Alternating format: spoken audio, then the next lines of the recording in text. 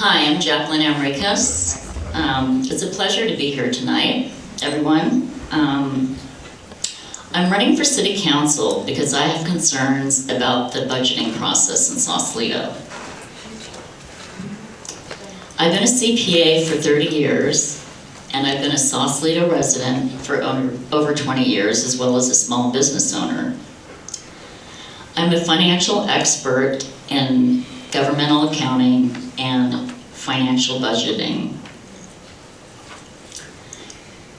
That's why Sausalito's in financial trouble. We have $90 million in deferred maintenance. We have a $1 million deficit. A council majority that continues to spend money and not live within our means. I seek election to restore trust and transparency to Sausalito taxpayers. I will restore confidence and funding in our infrastructure needs. I'm running for City Council because I have the knowledge, I have the expertise, I have the experience, and I have the passion to restore Sausalito's finances.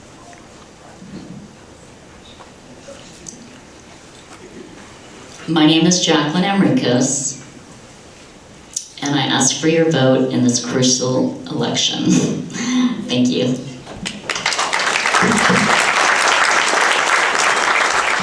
Hello, my name is Melissa Blaustein, and I'm running for re-election to the Sausalito City Council. And before I get started talking about why, I want to say thank you so much to the League of Women Voters for your hard work organizing this forum, and of course, a huge thank you to our own Sausalito Women's Club. Both of these organizations I've been a proud member of and very supportive of, so thank you again for convening this forum. And thank you to all of you for taking the time to be here tonight. It demonstrates how much we all really care about our community. You know, when I first got elected 4 years ago, we were all living in the midst of a global pandemic. It was COVID. It was scary. And to be honest, as a council member, it was a little bit daunting. We had a bad budget situation. We had to hire a new city manager. We had a lot of coming and goings of staff. And there was a lot of things that needed to be done. But you know what? I'm really proud to say that the truth is, we've gotten a lot done together, Sausalito. We really have. We hired and retained an excellent city manager who is doing amazing work for the city of Sausalito. We have one of the highest employee retention rates that we've had in years. In my year as mayor, we had our budget back in the black for the first time since COVID. We got $24 million through Measure L to bring in improvements to our infrastructure. And I'm really excited because for the first time, I'm seeing new faces at forums like this one. People are really thrilled about engaging in our community, showing up and visioning together for our future. We've been working hard for the last 4 years so that we can spend our next term visioning for the next 40. So I'm very honored to be endorsed by the Marin County Democratic Party, our Sausalito Police, our firefighters, our Congressman Jared Huffman, and hopefully by the end of this evening, I'll earn your vote as well. Thank you. Nice. Hello, everybody. Thank you again for hosting this tonight. Thank you to the League of Women Voters and to the Sausalito Women's Club. I'm Sandra Bushmaker, long-term resident of Sausalito. I served on a city council in the late 1990s, including 2 consecutive terms as mayor. When I was on the council, our budget was not in the deficit. We had a balanced budget, and we had to deal with the impacts of 9/11, another crisis in this country. I'm running for city council because I believe the current council is off track.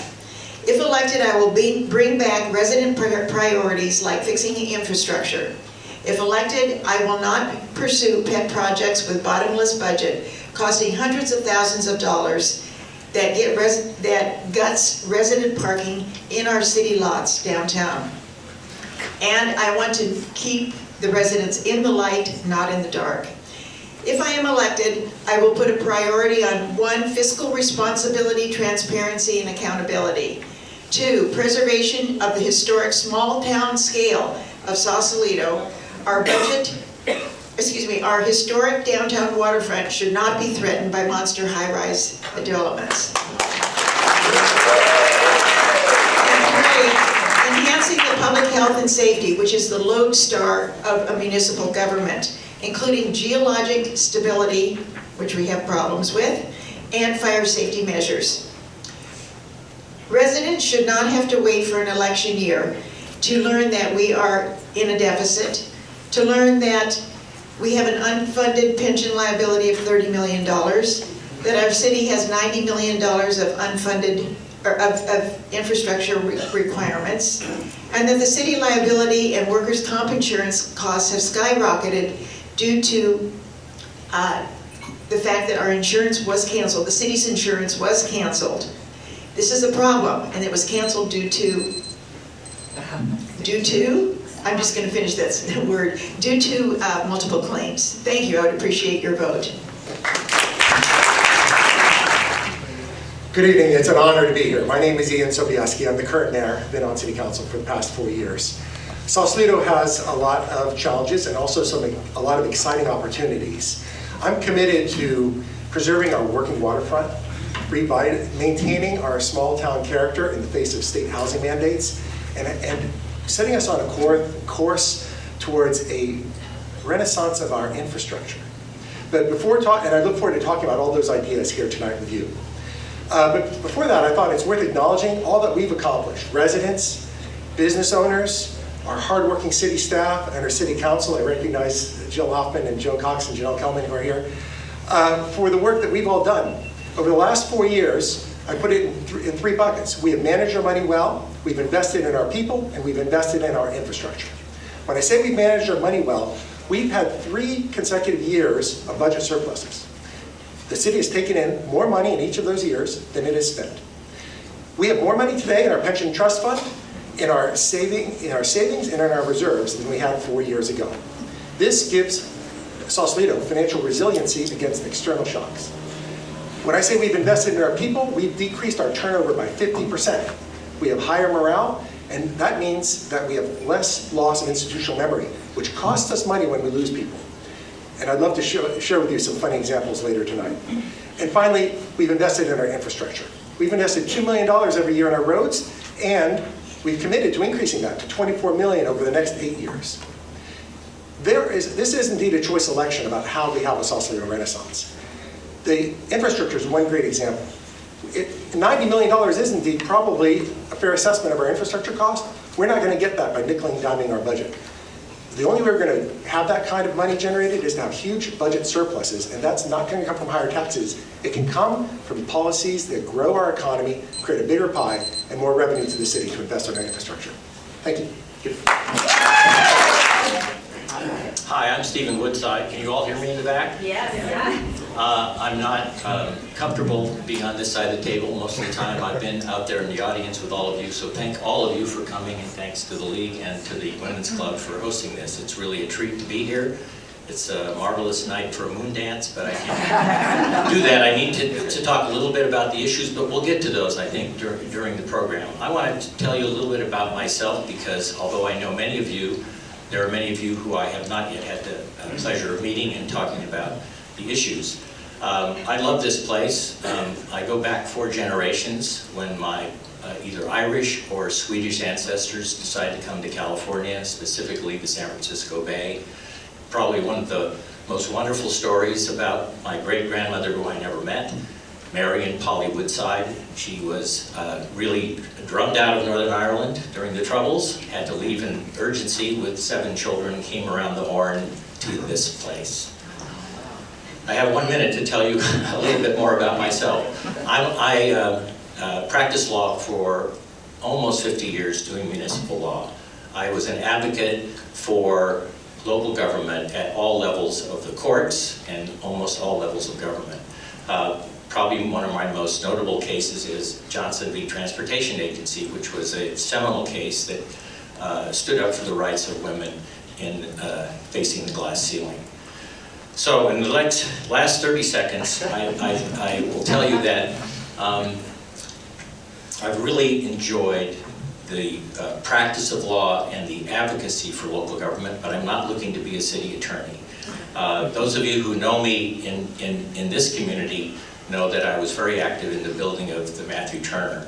And I love facing impossible tasks. I love working with people of different political persuasions and finding the common ground. Thank you. What is your stance on the proposed 9-story condominium building at 605 to 613 Bridgeway?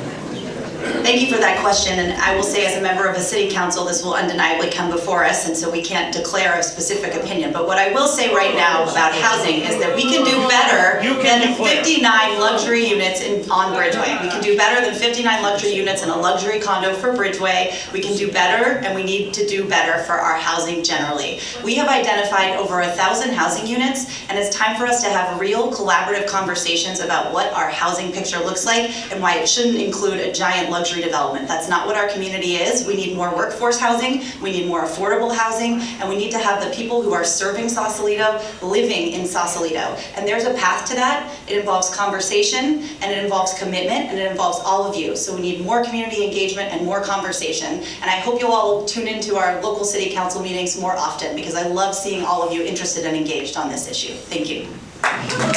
We have one of 12 certified historic districts in the state of California, and that's right here around the corner.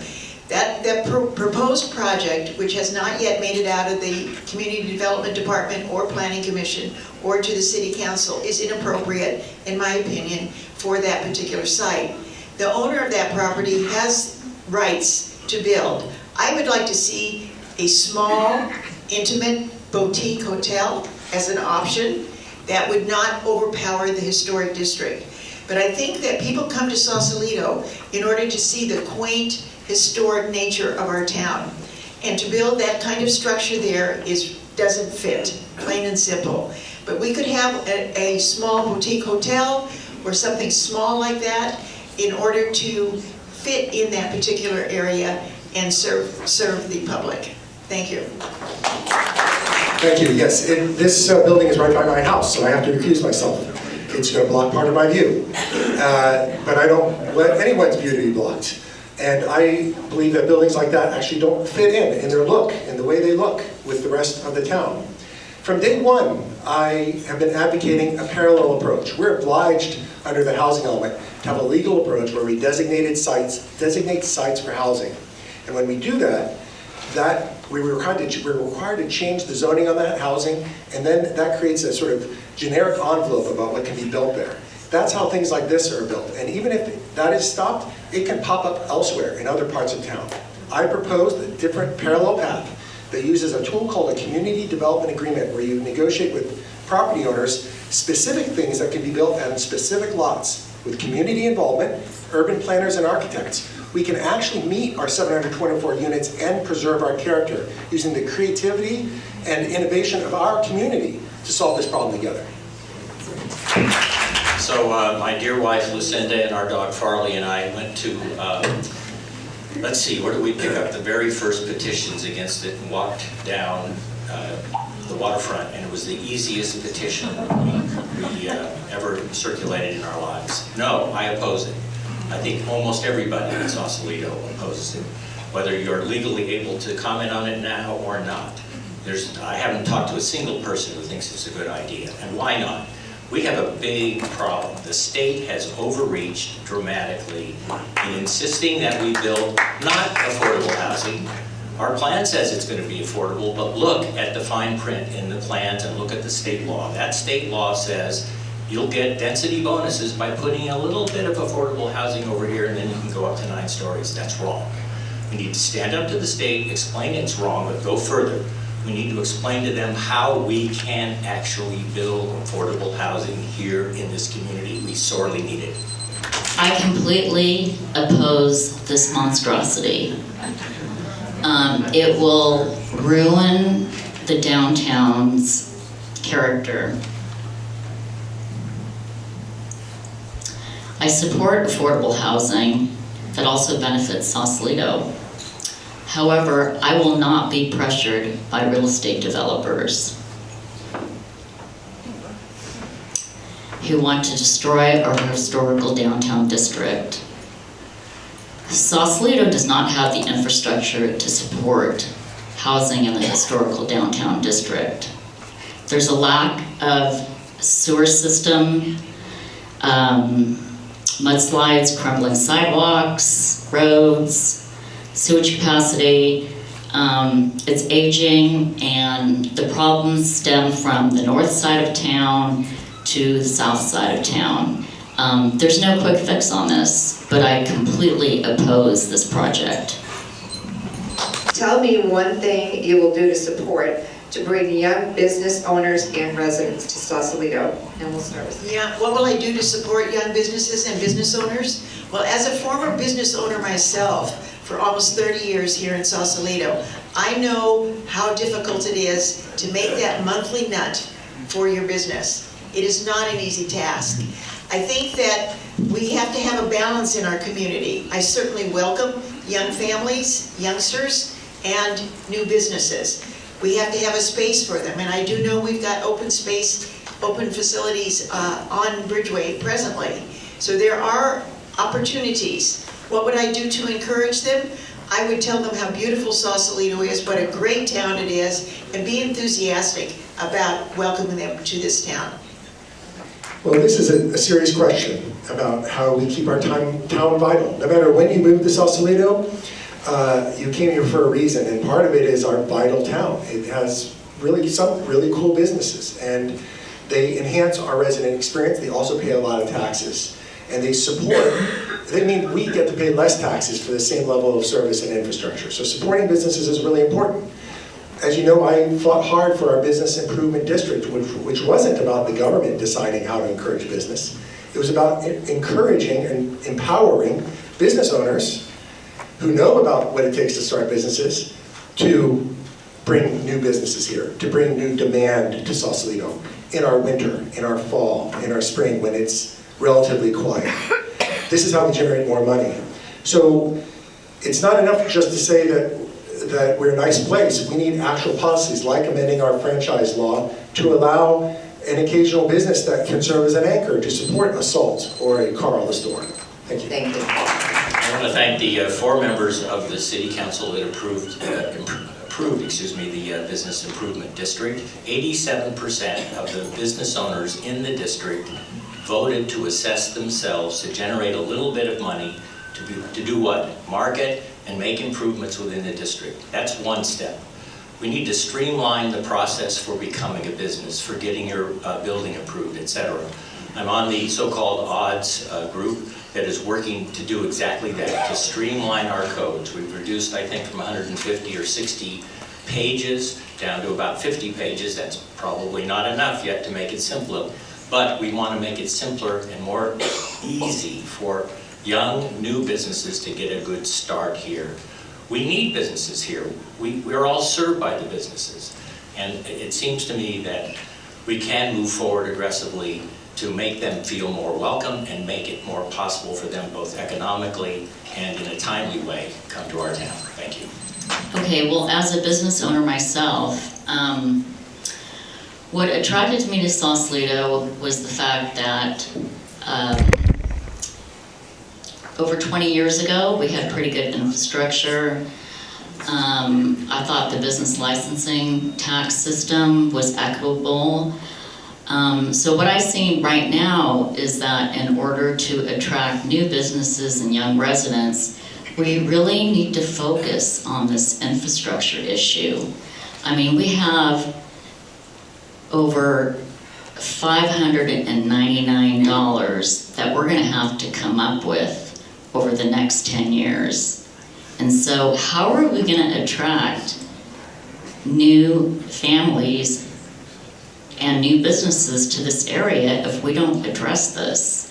I also think we need to look at our business tax licensing. I was on the advisory board for the city of Petaluma, So sorry, And I'm gonna have thank to you. cut you off, yeah. Thank you. I appreciate this question about young people and young businesses as the youngest member of the City Council. Thanks for the positive push on this one, appreciate it. I think one of the things that young people in this community really want to see more of, and young business owners, is having a seat at the table. I mean, what I've seen from talking to people and seeing organizations open up all over town, like the Township, which is a new cool co-working space, or talking to young business owners like the owner of CrossFit Sausalito, is that we need to have an opportunity to really listen and hear from people. And this candidate forum is one example of that, but the Business Improvement District is another excellent example. The fact that 87% of these businesses said, yes, I want to tax myself, means they wanted to do that so they could be part of the conversation. We had to work hard to rebuild our relationship with the Chamber of Commerce. We weren't even a member until last year,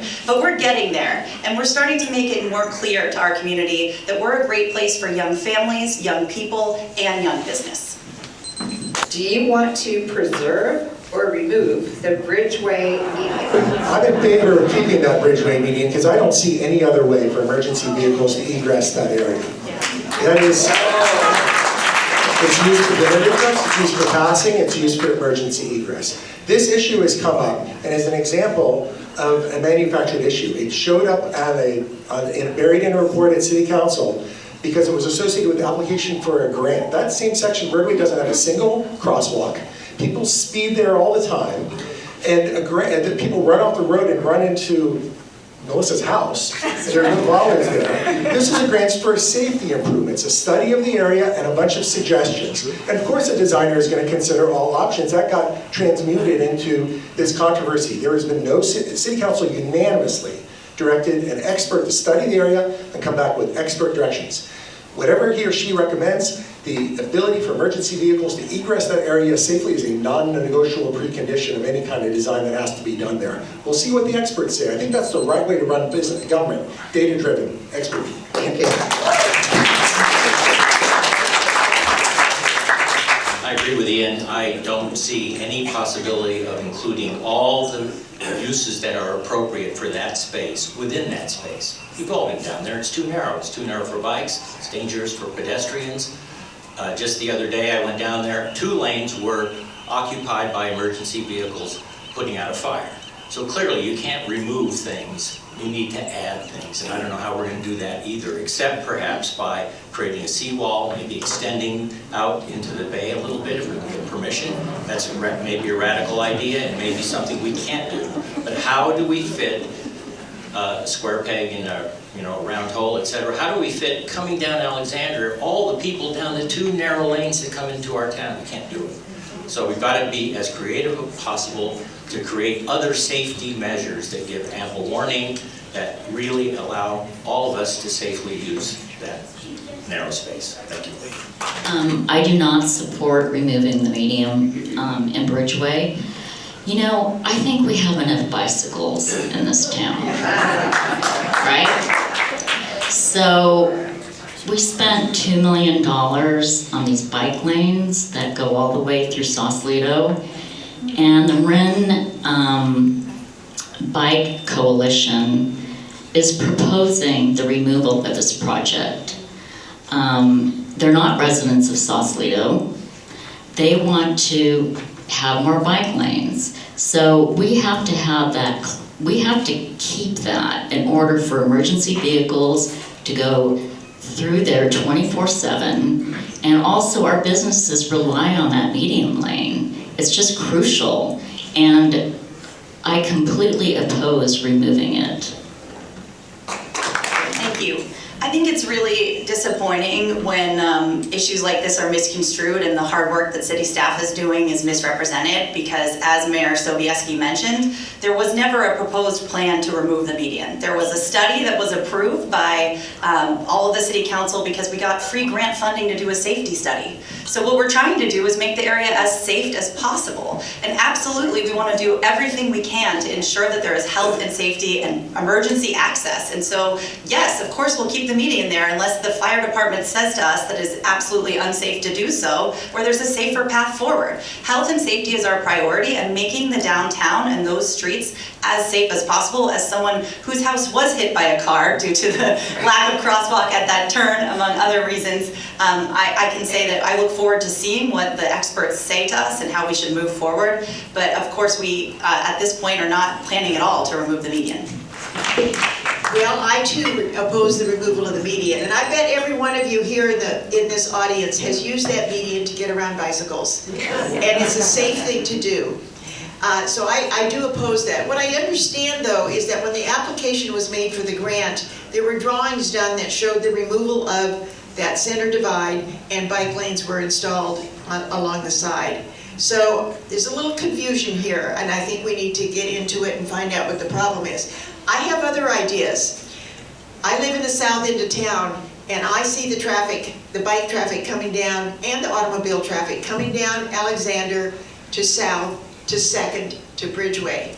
And it's really important, I think, we need to start having some traffic calming, including the bicycles.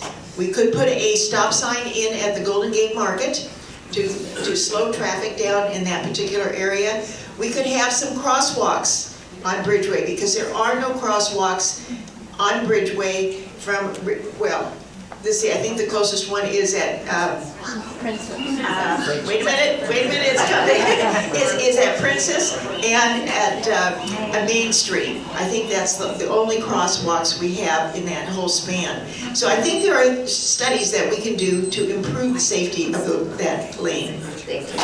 What do you see as the most significant budget issues currently facing the city of Sausalito? The most significant budget issues, I think, have to do with the unfunded liabilities that we have to start buying down. That's the pension obligations the obligations were created 20 or so years ago. And given the circumstances in the economy, those funds did not perform as well, so there's a big gap. We have to close that gap. Otherwise, it's just going to get worse. So that's one. That's a looking forward problem. I think we have to be very careful. Obviously, we've got a deficit this year. We can't be overspending. We can't legally spend more money than we take in. So we're going to have a very robust discussion for the next budget and make sure we have transparency and good public input as to what the priorities are. These processes come up every year, and it's up to members of the community to speak clearly about what they want the city to do and what they think is either worthy of being cut or what. We don't have much money to spare, though. That's the problem. Okay, well, what I see is that the current council continues deficit spending. They make emotional decisions based on fantasy numbers. They have no data to support their decisions.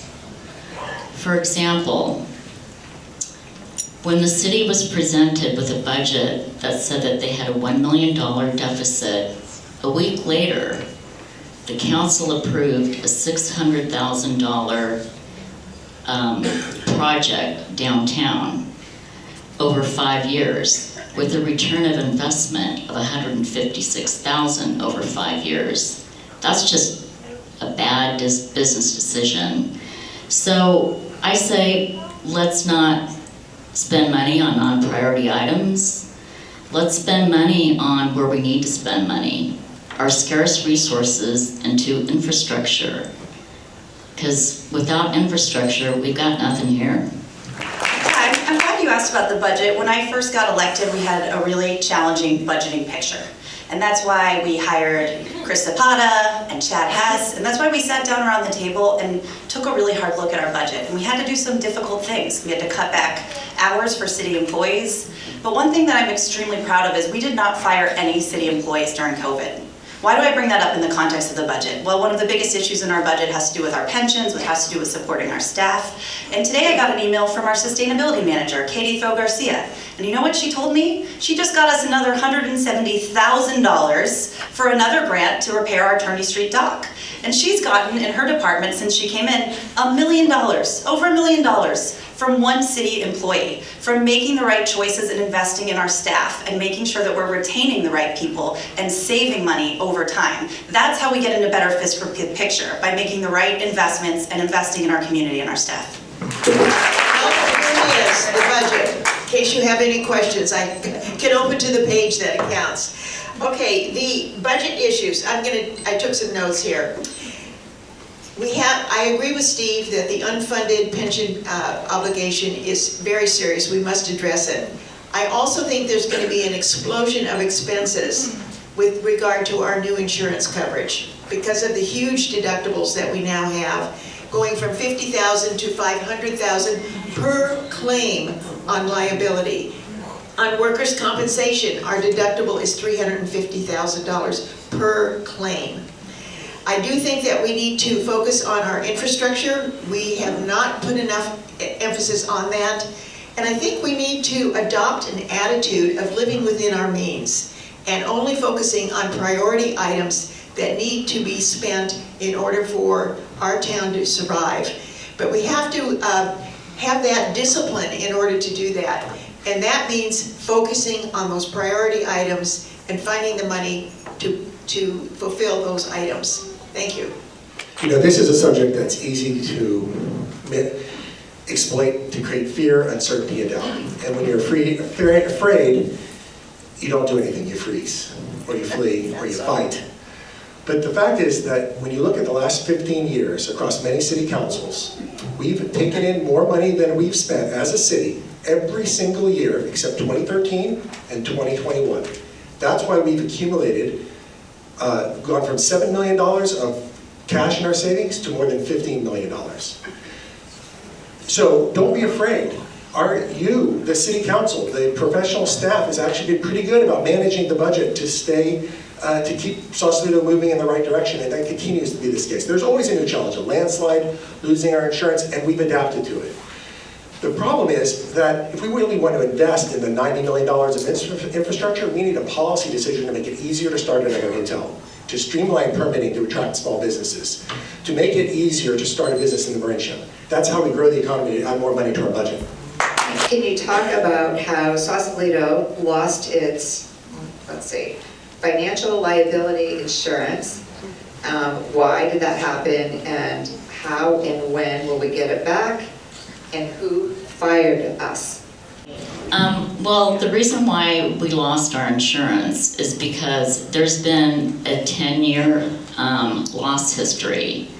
And so because of that, we were kicked out of the pool that the city of Sausalito actually created.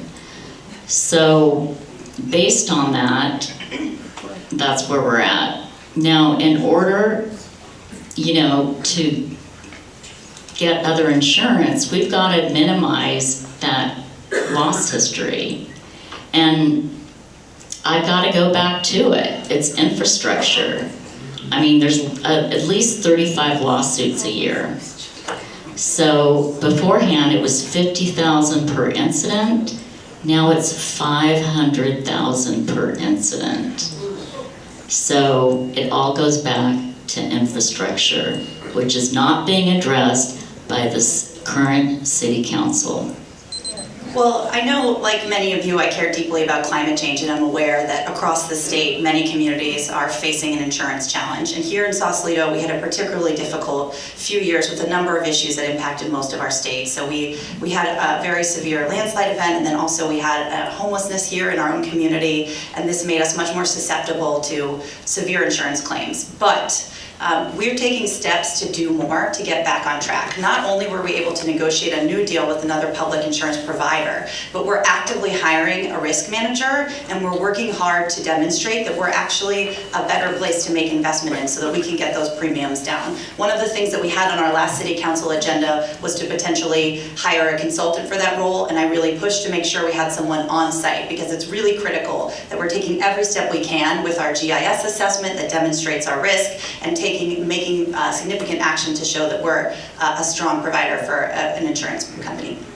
Well, one of the reasons we lost our insurance was not only the landslide, which was, interestingly enough, I was on the landslide task force. There was a stipulation in order of the court from the late 50s that the city was responsible for maintaining the pipeline across the top of that swale that went down the hill. This is an attitude of having to maintain our infrastructure. That is an infrastructure issue. We also had trip and fall cases. They're not all catastrophes. Many of these claims are trip and fall and other personal injury claims. We did get insurance with PRISM, but as I said earlier, there are high costs associated with that, and we just need to be very careful. Risk reduction, to me, is a state of mind. I am happy we've got a risk manager, and I'm hoping that the risk management can be inculcated in our entire system so that every employee is operating from that point of view of managing risk. Thank you. I meet every Friday at noon with Vice Mayor Cox to talk about risk assessment in the city with the city staff. It is an active project of the entire city council to reduce our risk, and by reducing our claims, we will get a lower insurance rate. We did a good job, actually, at getting the policy that we do have. But I actually agree that the source of it is things like the landslide, trips and falls, our poor infrastructure. On a scale of 100, our roads are score 58. And here's the thing, we spend $2 million a year on our roads, and that's just to barely maintain their quality. If we want to improve them to a score of 81 over 5 years, we need to spend $5.7 million a year, right? Subtract those two numbers, right? That's more than $3 million a year more. Where are we gonna get that money? It's not from laying off the children's librarian or making sure that people don't steal paper clips in the front office. We need a plan. We're adults in the room. What's the real plan to generate that kind of surplus? Does anyone have one? I don't want my taxes to go up. We need to then make permitting reform and other economic investments to make that kind of money. If I may, I just want to focus on one existential threat to our community that I don't think's been mentioned much tonight, and that's fire. I owned a home in Fountain Grove in Santa Rosa, burnt to the ground. You know about Paradise, you know about our sister city, Viña del Mar. When they were here a few weeks ago, I spoke with the Bombas, which are firefighters. They looked around our town and said, we're in worse shape. Seriously. We are surrounded by forest. We love our trees. I love the trees, but if we don't take care of them, they're going to burn us up. And I'm not saying fear, I'm just saying this is a reality. There's a risk there. Will it happen 10 years from now? Will it happen 100 years from now? I don't know, but we know it's happened elsewhere, and it's happening with greater intensity around the globe. We have to pay attention to it, and we need to do something about it. It's going to cost us. I'd rather pay more than have my insurance canceled or my house burned down. Thank you. How should SB 9, known as the California Housing Opportunity and More Efficiency, acronym HOME, that's cute, how should it be implemented in Sausalito with regard to views, noise, light, and parking? I'm actually really excited because today, for the first time, I'm kind of optimistic about SB 9 because of a meeting I had with someone that's in the audience and something that we're going to talk about in the work that an organization's been doing to improve the way we respond to things like state mandates and help us bring back local control. There's an amazing group of hardworking members of our community, many of whom are here tonight, who are focused on the odds to give us the best possible chance we have with our objective design review standards and taking real steps. But not only that, for the first time, they're considering using technology to do that in a really amazing way. So much so that you can put your address in to see what your view would be, and we can put real standards forward so that we can demonstrate to people at the state at every level to say, actually, we are meeting the requirements, here's how and here's why. And it's gonna require collaboration, as I've said, it's gonna require conversation and commitment, but there are steps we can take to enact SB 9 and maintain local control effectively, and it's going to take the help and commitment of people who are already taking steps to improve our community standards. You know, SB 9 is another one of those remedies that's coming down from the state, and it has created a real problem. It's also known as the lot split for single-family homes, but on that lot split, you can also put 4 units, so you can end up with 8 units on one lot. So this is a problem here in Sausalito with our topography. I am aware of the community efforts to objectify certain standards with regard to view impairment. Of course, many of us bought our homes here in Sausalito for the views. I mean, we spent a lifetime saving money in order to live here, to enjoy this incredible geographic area in which we live. Parking, SB 9 doesn't care about parking. That's one of the problems with SB 9. When you couple SB 9 with the other housing bills that have come out of Sacramento, they are really, I was going to say squashing Sausalito, Thank you. for lack of a better word. Thank you. I'm not a lawyer, I'm a technologist. I've spent my career with technology solutions to our problems. And I applaud my colleagues and the community that worked with the housing element process to get the first certified element in Marin County. That was an important accomplishment. But this is a real threat because still things can be built within those zones that really interfere with our small town character. I applaud this technology approach to preserving our views, and that's an example of a parallel, not contrary, but a parallel path to actually trying to solve this problem. Sausalito has fewer people today than it did in 1980 by the US Census. That's a problem for a healthy community too. We do want more housing for our workers, for people that can't afford multi-million-dollar homes. But we also want to preserve our small town character. I think there's a parallel way using designers' technology, community development agreements to allow this kind of housing to be built. And if we do it, we get out from underneath these mandates. There's a reason why in January 2023 I became an inactive member of the bar. These laws are very challenging just to read and understand their impact, number one. But I want to make this broader comment. I think we have in this community much more in common than that which divides us. On this issue, I think we all agree we need to do something to preserve our character. And it's a challenge because the state is pushing and pushing and pushing for a good reason to try to increase the stock of housing so that perhaps the price comes down and there's more place for people to live. The population has exceeded the available housing stock. That's a fact of life. But punishing local communities that have worked hard to preserve the character of neighborhoods, of waterfronts, of historic districts, to me that's just wrong. We have to say so and try to work with the state so that we can be recognized, not as an exception, but as an exceptional, sorry. Well, I think SB 9 is not a practical solution for Sausalito. We're already a densely populated area. We want to preserve the character of our community.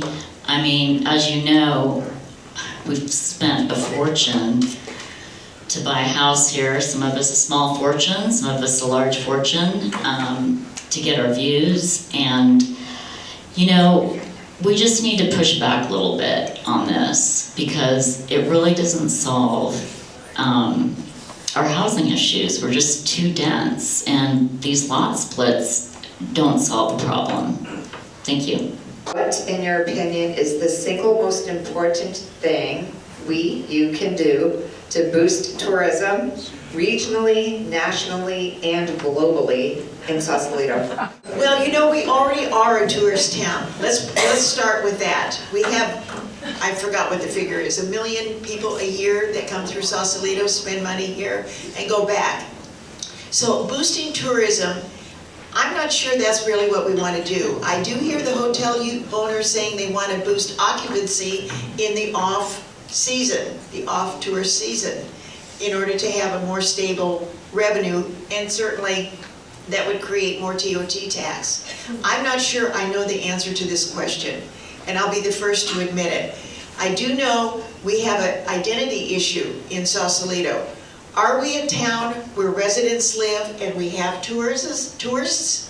Or are we a tourist town where some residents live? I think we need to get that straight in our minds because that will determine the emphasis that we make. Thank you. To me, we're a resident town that happens to have attractive tourists. The reason why we want a thriving economy in town is precisely so we pay less taxes for a higher standard of living.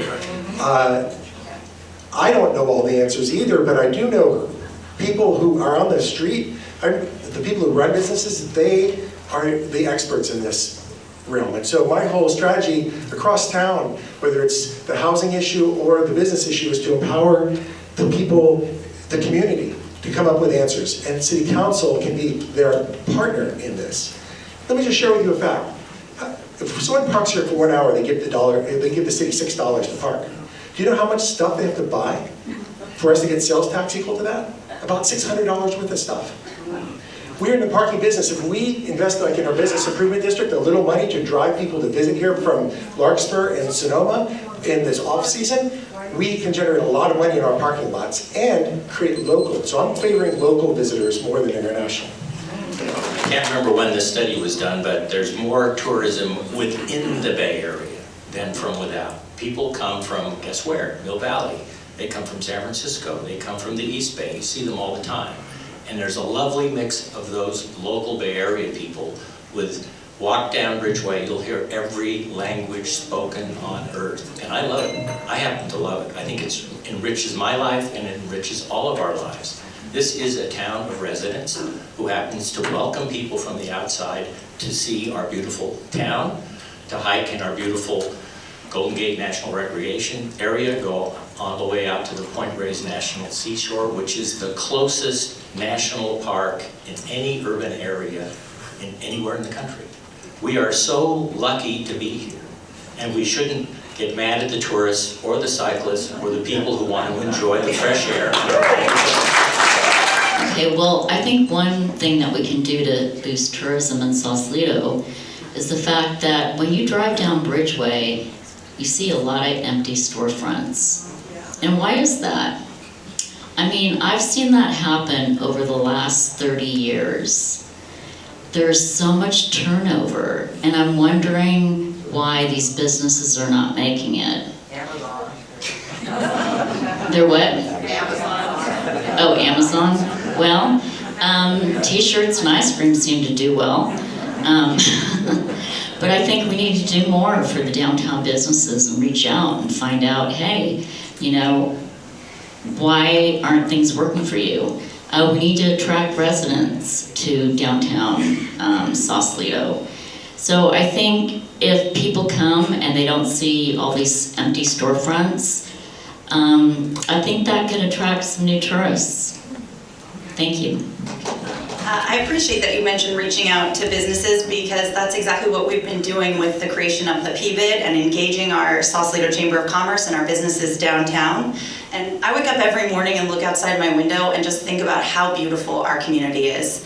And what we can do to continue to attract tourism, whether it's from Mill Valley or from Kaish or from Sakaide, is to cherish our community and do everything we can to support our merchants who are responsible for 50% of all of our revenue in our general fund, and to maintain our beautiful character. That means doing everything we can to maintain our historic district downtown and not have things like large luxury condos, for example, and do more to support our businesses and talk with them and help our PBID thrive and help our Sausalito Center for the Arts thrive, and finally walk in our Ferry Plaza landing together that we worked for many years to make a reality. Which will bring more and more tourists. So I want to thank Mayor Sobieski for his hard work on that as well, and other members of the council who worked for that. Thank you. What is the benefit to Sausalito of the ferry landing project?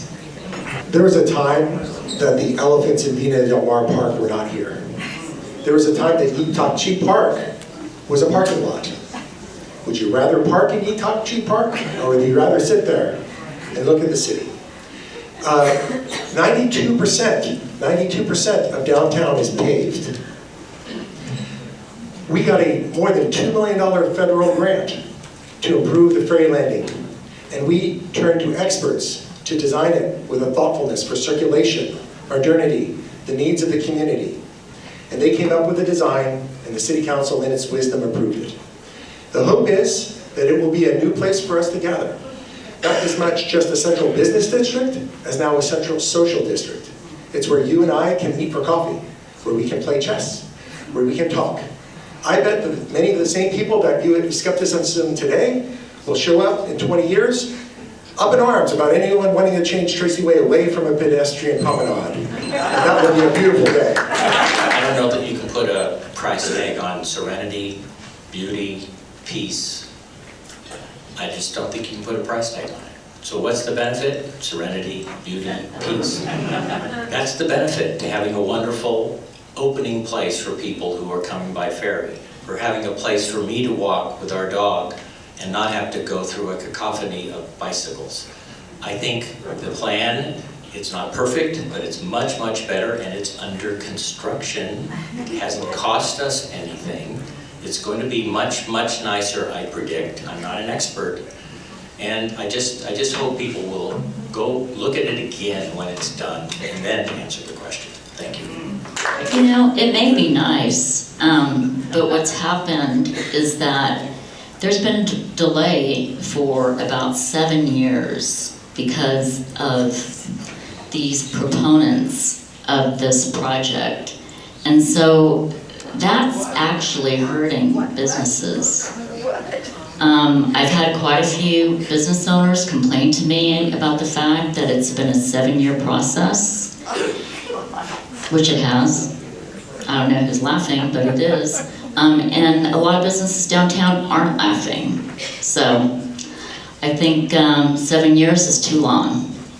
I agree, 7 years is too long to wait for our ferry landing. I have been a strong proponent of this project since I've been on the council because I know how much it will bring to our community, but also because I'm so proud that it's a community-driven project. We had a free local architect group working on this. People who are world-renowned architects. We had SCA architects giving us free time to landscape and plan because we all wanted to cherish and have a piece of our downtown that we could call our own for not years, but maybe decades, maybe centuries. I'm so excited about our ferry landing. I can't wait to walk there with my dog Bowie. I can't wait to take my morning stroll and meet and talk with all of you. And I hope we see more conversations and engagement from all of the people who showed up to support that project. And I want to say thank you so much to some of those groups and some of the people who were there, because that's the new face of really showing up and being engaged. And it's exciting to see that people wanted it and that now we have it. And I know it took 7 years, but it was hopefully worth the wait. So thank you again to everyone involved in the ferry landing. Well, the ferry landing needs attention. There's no question about it. The grant was to reroute, or to, should I say, accommodate better flow of pedestrians and bicycles to the ferry. That was the purpose of the grant.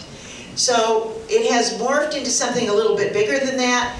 I think that we do need improvement at the ferry landing. One of the things that really bothers me more than anything else is the condition of parking lot 1. You've seen the buckling of the pavement.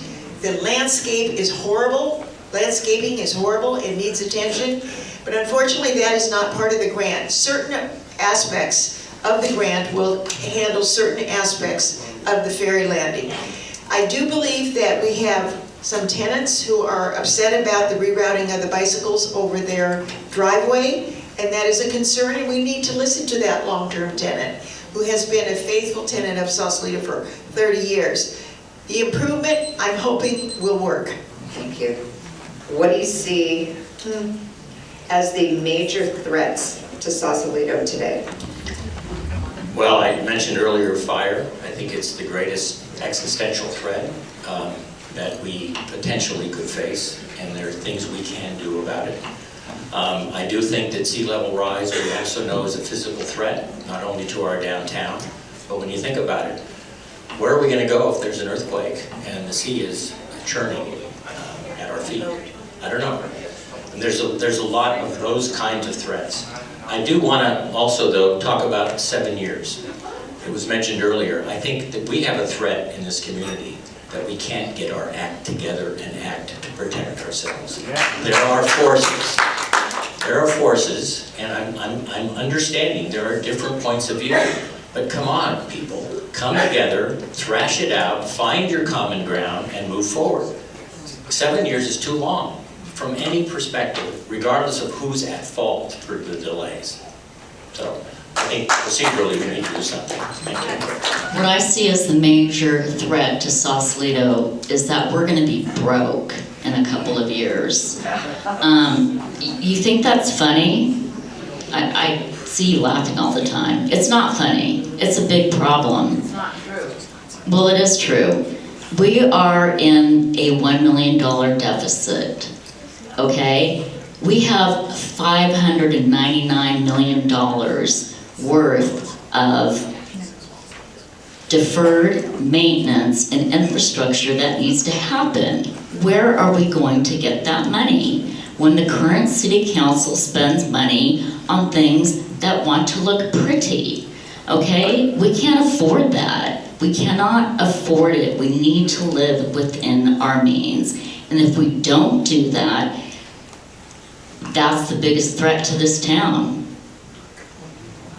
Thank you. I'm surprised it hasn't been mentioned yet, but we are living through a climate emergency, and we would be remiss to not wake up to see that climate change is all around us. And we are in a waterfront community, so sea level rise is an immediate threat to all of us here in Sausalito, and I know at least 100 people agree because they attended our sea level rise assessment meeting that we had in this very room just a few weeks ago. And I believe that we can turn this severe threat into an opportunity for Sausalito to be the real leader in addressing climate change mitigation and sea level rise. We already earned $1 million for a sea level rise assessment. We got $650,000 to address sea level rise at Gate 5. I'm in talks with Lawrence Berkeley Laboratories to have them test some of their sea level rise mitigation stuff here in our backyard. We've got an oyster bed over at Dunphy Park. Let's be the place that people come to when they want to see how to handle emergency preparedness and sea level rise. We can do it. Sausalito is the place. It's an opportunity. When that question was asked, I thought I better jot a few things down because a few things came to mind.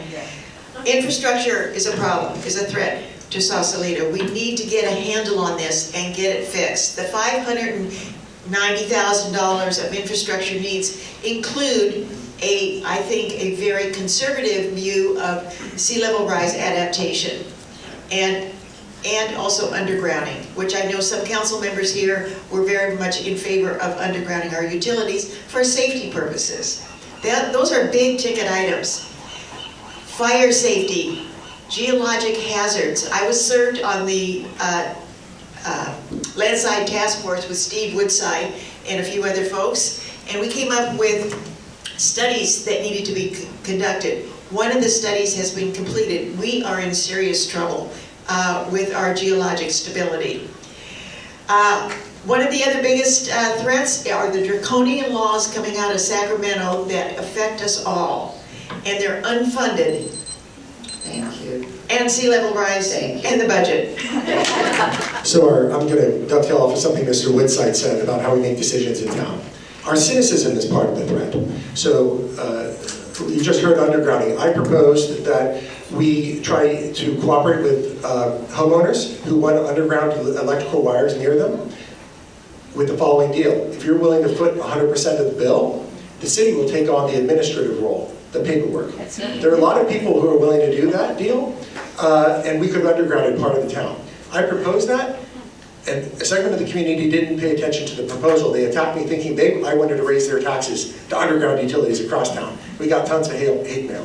The shoot, fire, aim approach to governance is a threat to us. We have big threats like wildfire, landslide, sea level rise, subsidence. All that is big money. We are adults. We know and can solve our problems together if we look at it coldly, rationally, cooperatively, not with cynicism, but with a sense of positive possibility. As you know, growing the economy, we can do this. Do you have a plan for how to reconcile the divisions in Sausalito? Okay, let's start with the heckler over there with the glasses and the black shirt. Okay, that's one example. Come on.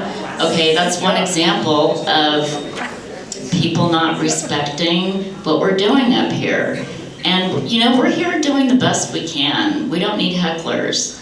So, you know, I really think that we all need to work with each other and work as a community and not be divided by these special interest groups. I mean, there's a group here, there's a group there, there's a group here, there's a group there. Why don't we just all get together and hash it out instead of doing it in, you know, behind private doors in somebody's home, or, you know, let's just have a community center and hash it all out. All right, thanks. Yeah, boy, I'm a little surprised that you're surprised to see that question, but I never thought that a small town community would be a microcosm of a national election. And sometimes it feels like we're against each other when we really need to be working together. And the most important thing that we have to be willing to do is to cross lines of difference and talk to people who have differing perspectives and really hear them.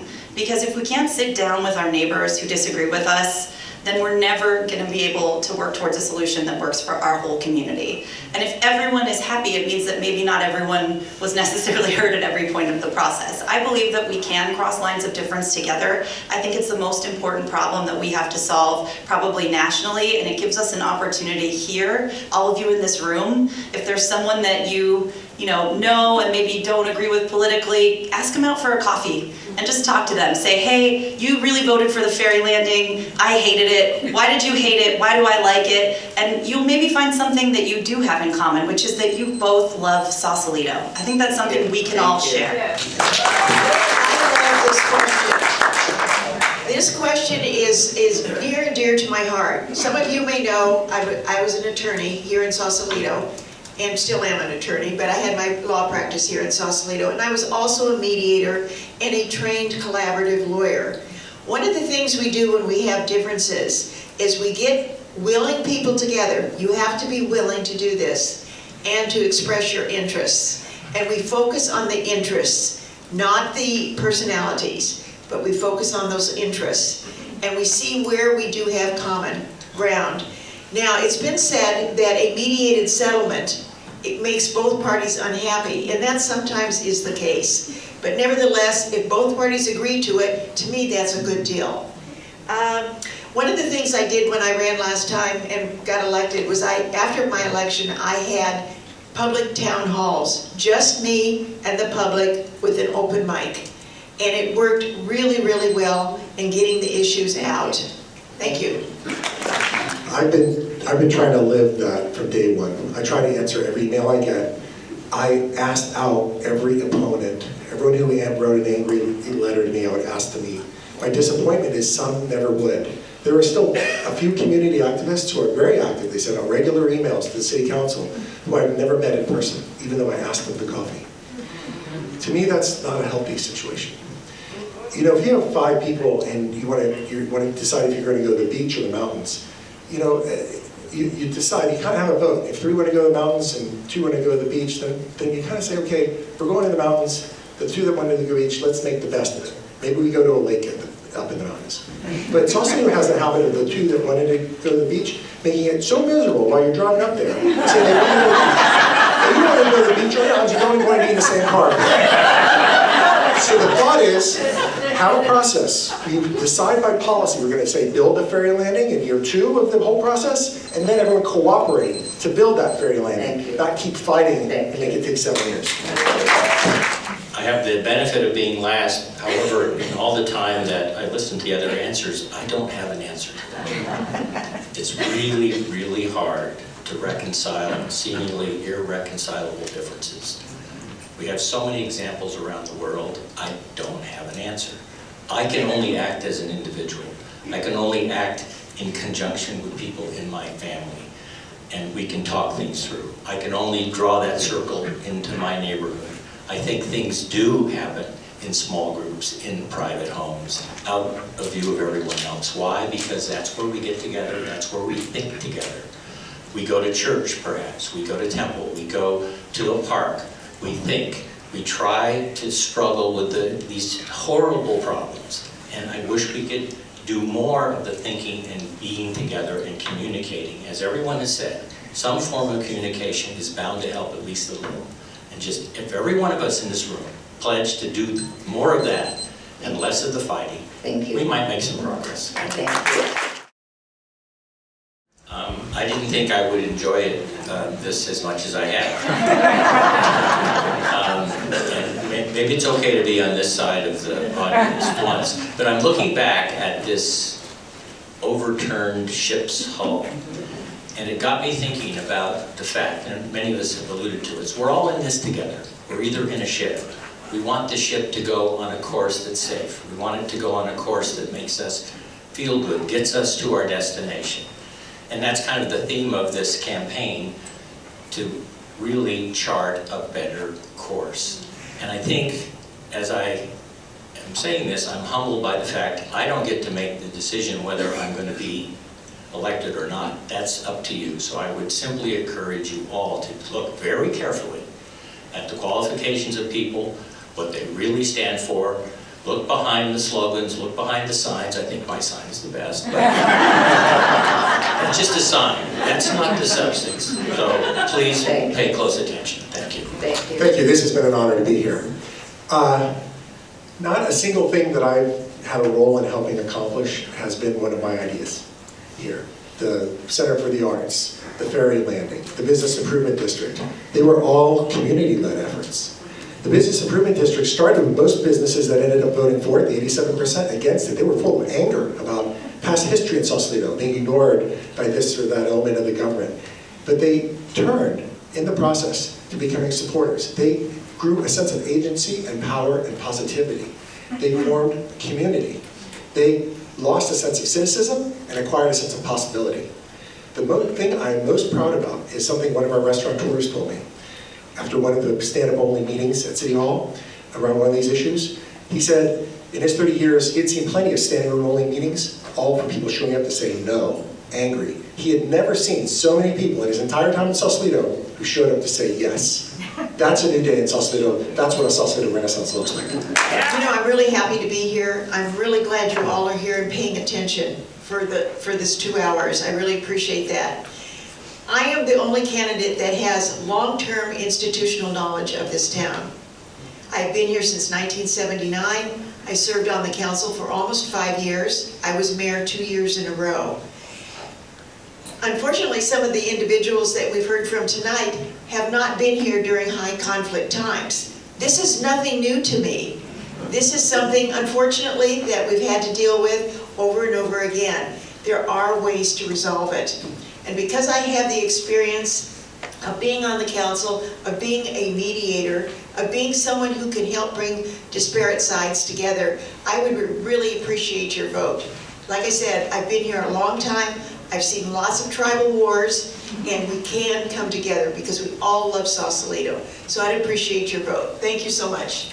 I want to thank again the League of Women Voters and the Sausalito Women's Club for putting this event together. It was a really fantastic evening. And wow, it was really a roller coaster ride with Sausalito. We covered a lot of tough topics. There was a lot of engagement from the audience, bad and good, and I think it was a great example of just a color of our community and how much we are all so passionate about this place because we want to see it succeed, and we know that it is an amazing place to live, and that's something that we all have in common.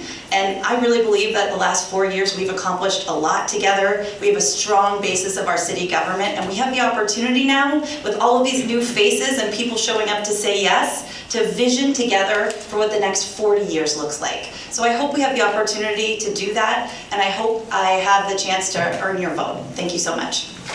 What I bring to the table here is I'm a certified public accountant, and I bring that experience and that knowledge and expertise with me. So there's some there here.